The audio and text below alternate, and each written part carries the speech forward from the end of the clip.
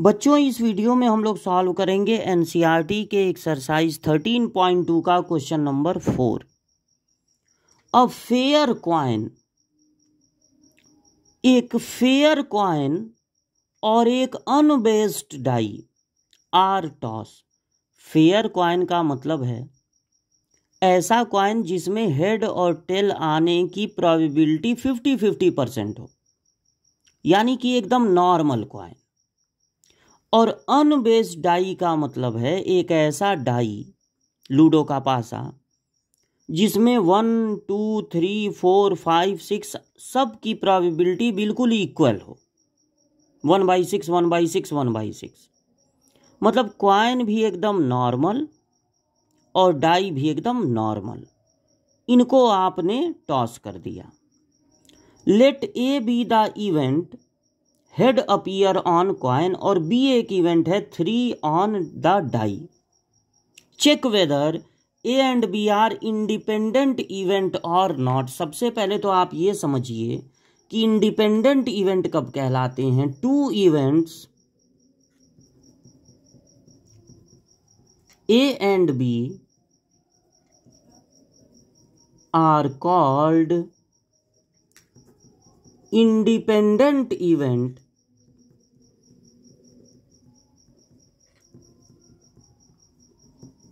If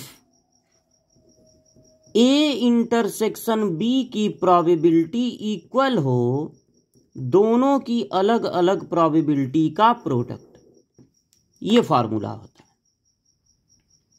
तो अगर आप सैंपल स्पेस यहां पर लिखें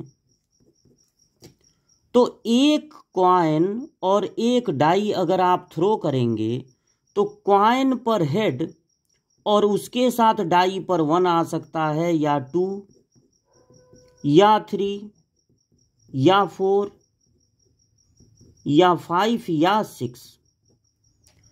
और अगर कॉइन पे टेल आया तब भी डाई पर 1 आ सकता है, 2 आ सकता है, 3, 4, 5 या फिर 6। अब यहां पर सैंपल स्पेस में जितने भी एलिमेंट हैं उन सब की अलग अलग अगर प्रोबेबिलिटी देखें, उन सब का अगर अलग अलग चांस देखें तो इक्वल आएगा, क्योंकि आपके हर एक ऑर्डर्ड पेयर में, हर एक ब्रैकेट में एक एच या टेल है जिसकी प्रोबेबिलिटी होती है 1/2, और एक 1, 2, 3, 4 है डाई का जिसकी प्रोबेबिलिटी होती है 1/6। अगर इन सब में 4-5 ऐसे होते जिनमें हेड 1, हेड 2 ये सब होता, और 2-4 ऐसे भी होते कि हेड हेड हेड टेल ऐसे होता, तब फिर वो मामला दूसरा हो जाता, क्योंकि तब कुछ ब्रैकेट की प्रोबेबिलिटी 1/2, 1/6 वाली होती और कुछ की 1/2, 1/2 वाली होती। तब इस तरह से काउंट करके आगे का काम नहीं हो पाता। अब वैसा क्वेश्चन जब आएगा तब आप उसको समझिएगा। अभी फिलहाल ये सब का प्रोबेबिलिटी इक्वल है। ए एक इवेंट है अकॉर्डिंग टू द क्वेश्चन। ए का मतलब है हेड अपीयर्ड ऑन कॉइन। तो आप इसमें से उन सबको बस लिखिए जिसमें कॉइन पर हेड आया है। तो पहले जो 6 हैं वही ऐसे हैं, ये 5, हेड 6 और हेड 7, इनके बीच में भी कॉमा रहेगा। अच्छा, बी क्या है? बी है 3 ऑन डाई।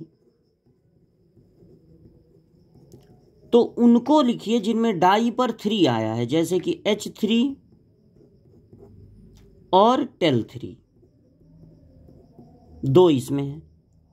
फिर आपको लिखना होगा ए इंटरसेक्शन बी। अगर आपको पता लगाना है ये इंडिपेंडेंट है कि नहीं, तो आपको फिर लिखना होगा ए इंटरसेक्शन बी। तो ए और बी में जो कॉमन है उनको लिख दीजिए। तो ए और बी में एक ही कॉमन दिख रहा है, हेड के साथ 3।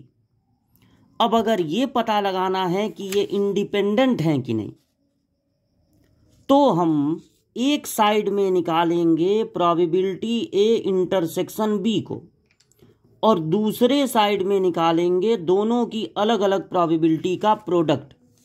तो इंटरसेक्शन में देखिए एक ही एलिमेंट है और टोटल 1 2 3 4 5 6 7 8 9 10 11 12 टोटल 12 हैं।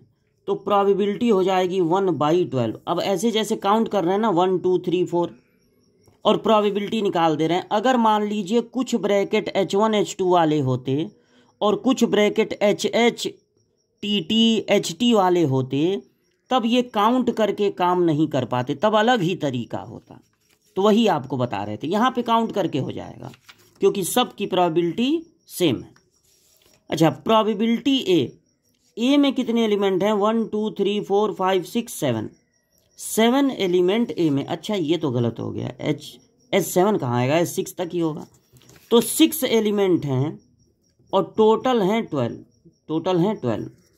और प्रोबेबिलिटी बी में कितने एलिमेंट हैं? 2। तो प्रोबेबिलिटी हो जाएगी 2/12।